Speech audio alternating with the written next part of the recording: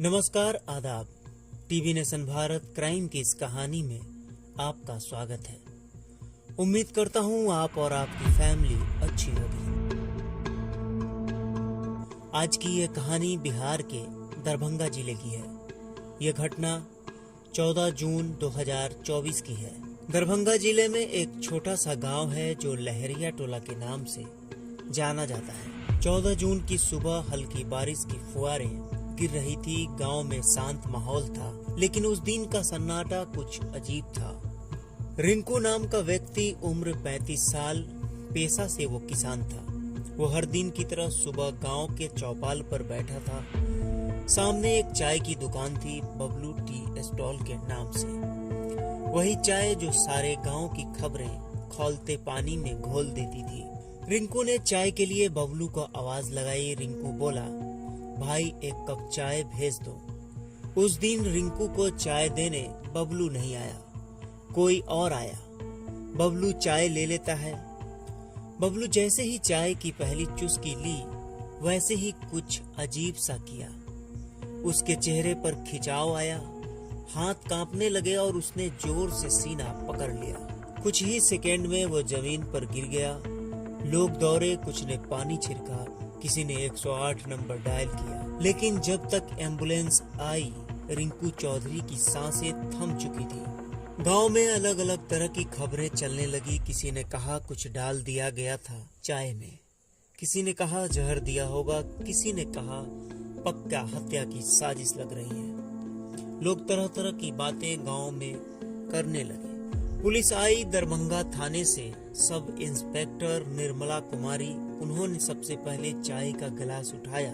बबलू चाय वाला भी घबरा गया। बबलू बोल पड़ा, मैडम हम तो सबको एक जैसी चाय पिलाते हैं, पता नहीं क्या हो गया। रिंकू की लाश पोस्टमार्टम के लिए भेज दी गई। रिंकू और गांव के मुखिया के बीच पहले से विवाद चल रहे थे। कई बार रिंकू ने गांव वाले के सामने सुरेंद्र को अनाप शनाप बोला था। सुरेंद्र गांव का पूर्व मुखिया था। रिंकू ने सुरेंद्र के खिलाफ पंचायत में कई बार आवाजें उठाई थी। एक बार रिंकू ने सुरेंद्र को सबके सामने चोर मुखिया भी कह दिया था। तब से सुरेंद्र के मन में अपने अपमान की आग जल रही थी। पोस्टमार्टम रिपोर्ट आई, रिंकू की मौत जहर से हुई थी। अब सवाल ये था, चाय में जहर किसने डाला? बबलू से पूछताछ हुई। बबलू बोला कि चाय तो उस दिन मैंने ही बनाया था। उस दिन सुरेंद्र ने बबलू से कहा कि चाय मैं रिंकू को दे आता हूँ। ये बात बबलू की सुनकर थाना प्रभारी के शक की सुई और गहरा गई।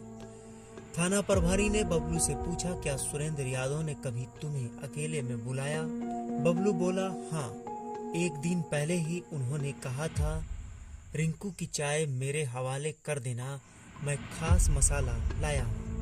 बबलू चाय वाले को लगा कि सुरेंद्र मजाक कर रहा है। सुरेंद्र को थाने बुलाया गया। सुरेंद्र पहले तो हंसते हंसते बोला, मैडम आप तो जानती हैं हम कैसे आदमी हैं। पर जब बबलू चाय वाले के बयान सामने रखे गए और सीसीटीवी फुटेज सुरेंद्र को दिखाए गए, चाय दुकान के पास मंदिर में कैमरा था जिसमें सुरेंद्र को गिलास में कुछ मिलाते देखा गया। तब ये सब देखकर सुरेंद्र का चेहरा सफेद पड़ गया। सुरेंद्र को लगा कि अब बचने का कोई रास्ता नहीं है। सुरेंद्र ने अपना जुर्म कबूल किया। सुरेंद्र ने कहा कि रिंकू ने मेरी इज्जत मिट्टी में मिला दी थी। मैं हर दिन गांव में अपमानित हो रहा था।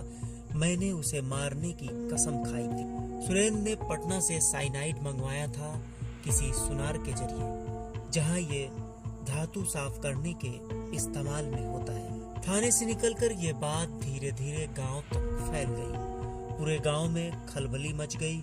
बहुत लोग कहने लगे, मुखिया जी इतने गिर गए हैं, एक चाय से किसी की जान चली गई, अब किस पे भरोसा करें? रिंकू की पत्नी गुलाबो देवी 3 बच्चों के साथ अकेली हो गई। आंखों में आंसू, दिल में डर, क्यों मारा मेरे आदमी को?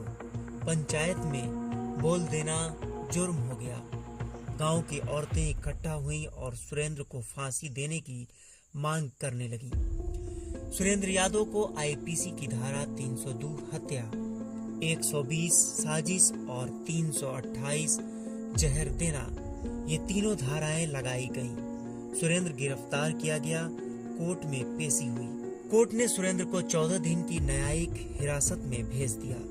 केस अब दरभंगा सत्र न्यायालय में चल रहा है। रिश्ते अगर चाय की तरह कड़वे हो जाएं तो उनमें जहर मत मिलाओ, थोड़ा मीठा बोल दो, सब ठीक हो जाएगा। हमारे चैनल के द्वारा सुनाई गई ये क्राइम कहानी अगर आपको अच्छी लगी तो प्लीज हमारे चैनल को सब्सक्राइब जरूर करें और हमें अपना सपोर्ट दें। टीवी नेशन भारत में बने रहने के लिए धन्यवाद।